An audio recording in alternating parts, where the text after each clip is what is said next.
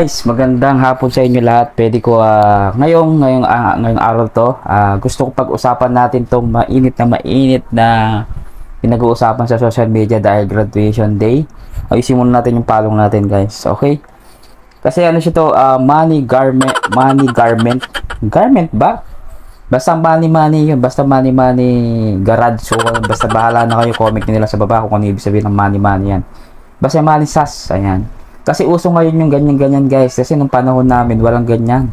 Ang panahon lang po namin noon, ribbon, mga bulaklak. O ngayon, money na, di ba? Palakihan ng money. O, nakikita nyo sa screen ko, yan, o, di ba? Palakihan ng binibigay. Pero okay lang yan, guys. Wala lang tayo magagawa. Hindi tayo pwede makisaw-saw. Hindi po pwede tayo makibas-bas dyan. Hindi tayo pwede makialam. Kumbaga, desisyon nila yan at saka pera nila yan kung anong gusto nilang gawin dyan sa pera. At hindi rin tayo nakatulong sa kanila at hindi rin sila humingi ng pagkain sa atin. Kaya masasabi ko lang po, free.